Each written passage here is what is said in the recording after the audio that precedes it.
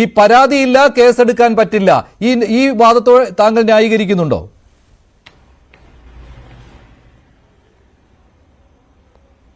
അതിനോട് യോജിക്കുന്നില്ല.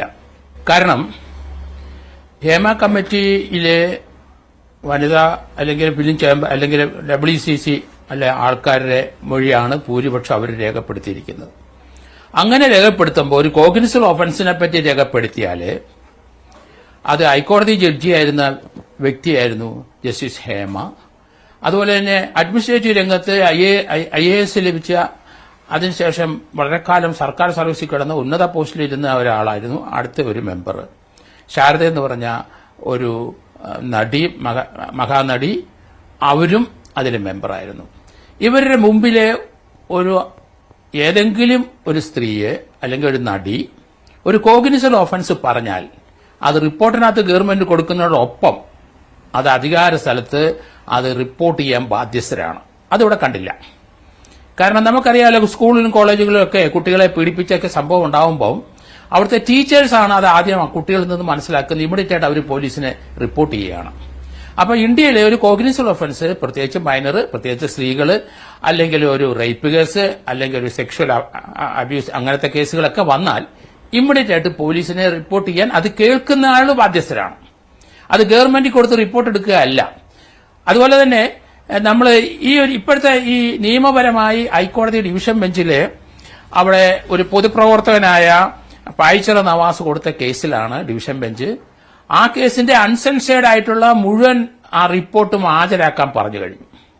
അപ്പൊ അതിനകത്ത് എത്ര പേര്, അതിനകത്ത് ഓരോ നടികളോ അല്ലെങ്കിൽ WCCയിലുള്ള വ്യക്തികൾ കൊടുത്തിരിക്കുന്ന മൊഴി കണ്ടാവും. ആ മൊഴിയിൽ ഒരു കോഗ്നിസബിൾ ഒഫൻസ് ഉണ്ടെങ്കിൽ അവർക്കെതിരായിട്ട് നടപടി എടുക്കാൻ ഹൈക്കോടതി ഡയറക്ഷൻ കൊടുക്കേണ്ടി വരും. അക്കാര്യത്തിൽ സർക്കാരിന്റെ തീരുമാനം എന്താണ് എന്നാണ് ഹൈക്കോടതി ചോദിച്ചിരിക്കുന്നത്. ഇപ്പോൾ ഈ ഹൈക്കോടതി മാത്രമല്ല, Thiruvananthapuram judicial first class magistrate കോടതിയിൽ ഇന്നലെ ഒരു കേസ് ഫയൽ ചെയ്തിട്ടുണ്ട്. അപ്പൊ അതിനകത്ത് ആറ്റുകാല് സുരേന്ദ്രൻ എന്ന് പറഞ്ഞ ഒരു പൊതുപ്രവർത്തകൻ കൊടുത്തിരിക്കുന്നത് നമുക്കറിയാം. ഈ റിപ്പോർട്ടിന്റെ കോപ്പി ആ കോടതിയിൽ ഹാജരാക്കി അതിന് കോഗ്നിസൻസ് എടുക്കണമെന്നുള്ളവരാണ്. കാരണം റിപ്പോർട്ട് തിരുവനന്തപുരത്താണ് കൊടുത്തത്. അതിന്റെ എൻക്വയറി ഭൂരിപക്ഷമൊക്കെ നടന്നത് ഇവിടാണ്. അതുകൊണ്ട് ഇന്ത്യയിൽ ഇപ്പോഴത്തെ പുതിയ നിയമസംഹിത അനുസരിച്ച് എവിടെ വേണേലും നമുക്കൊരു FIR എടുക്കാം, 0 FIR എടുക്കാം.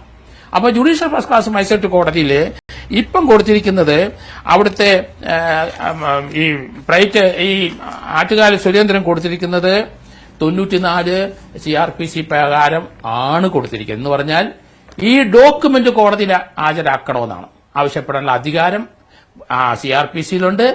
അതുപോലെ തന്നെ പുതിയ ന്യായസംഹിതയിലുണ്ട്. അപ്പൊ അതനുസരിച്ച് ആ ഡോക്യുമെന്റ് ഹാജരാക്കി കോടതി പരിശോധിക്കണമെന്ന് പറഞ്ഞിരിക്കുന്നത്. അത് പരിശോധിക്കുമ്പോൾ അത് മുഴുവൻ റിപ്പോർട്ടും ഹാജരാക്കി ആ കോടതി പരിശോധിക്കുമ്പോൾ അതിനകത്ത് കോഗ്നിസൻസ് എടുക്കണമെന്നുണ്ടെങ്കിൽ കോഗ്നിസൻസ് എടുക്കാൻ ഡയറക്ഷൻ കൊടുക്കേണ്ടി വരും. അപ്പൊ രണ്ട് വിധത്തിലാണ് ഇപ്പൊ ഇത് പോയിക്കൊണ്ടിരിക്കുന്നത്. അഡ്വക്കേറ്റ് ശ്രീനിവാസൻ വേണുഗോപാലാണ് അത് ഫയൽ ചെയ്തിരിക്കുന്നത്. നാളത്തേന് അത് ഇവിടെ പോസ്റ്റ് ചെയ്തിട്ടുണ്ട്.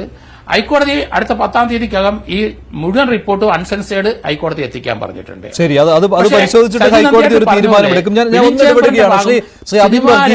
ശ്രീ അബിൻ ബർക്കി, നേരത്തെ ശ്രീ VK സനോജ് പറഞ്ഞോളൂ ജോർജ് ജോസഫ് പറഞ്ഞോളൂ.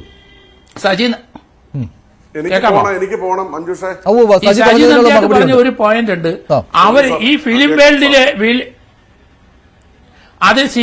വേൾഡിലെ ഈ എൻക്വയറി നടക്കുമ്പോൾ അവരെയും കൂടെ കേൾക്കണമെന്ന് അതേ ഒരു പോയിന്റ് പറഞ്ഞ് അത് അപ്രീഷിയേറ്റ് ചെയ്യേണ്ടതാണ്. കാരണം അവരെയും കൂടെ ഫിലിം ചേംബറിനെ കൂടെ കേൾക്കണമായിരുന്നു. ഈ സിനിമാ ഫീൽഡിൽ ബന്ധപ്പെട്ടവരെ എല്ലാവരും കേൾക്കുന്നതിന് എന്തായിരുന്നു തടസ്സം? ഈ കമ്മീഷന് അതിവിടെ ഉണ്ടായില്ല. അത് ഒരു വൺ സൈഡഡ് ആയി പോയി എന്ന് എനിക്ക് തോന്നുന്നു. കാരണം സിനിമ നന്നാക്കാനും ഇവിടെ WCCയിലെ അനുഭവക്കാർക്ക് അവർക്ക് പരിഹാരം ഉണ്ടാക്കാനും ഒക്കെ മനസ്സിലായി അല്ലല്ല. അപ്പൊ അതിനകത്ത് വേറെ ഉണ്ട് 15ഓളം ആൾക്കാര് ഒരു ഗ്രൂപ്പ് ആണ് നിയന്ത്രിക്കുന്നതെന്ന് വർഷങ്ങളായിട്ട് ജോർജ് ജോസഫ് സാറോട് ചർച്ചയിൽ പങ്കെടുക്കുമ്പോ സാറ് ജെനുവനായ ഒരു പോയിന്റ് പറഞ്ഞു. ഞാൻ സാറിനെ അപ്രീഷിയേറ്റ് മറ്റൊരു കാര്യം കൂടിയുണ്ട്. ഈ 15 അംഗ ഗ്രൂപ്പിനെ പറ്റി പറഞ്ഞ കാര്യം അതിന്മേൽ അന്വേഷിക്കണം എന്നുള്ള നിലപാട് അദ്ദേഹത്തിനുണ്ട്. അതിനോടും കൂടെ യോജിക്കണം സജി.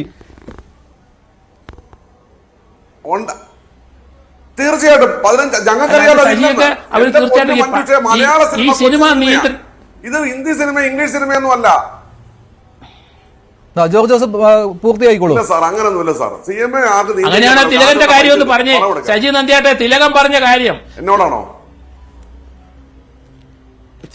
തിലകന്റെ വേദന നമുക്ക് ശരി, അബിൻ എന്തോ പറയാനുണ്ട്? അബിൻ വർക്കിക്ക് ഒരു പോയിന്റ് പറയാനുണ്ട്. അബിൻ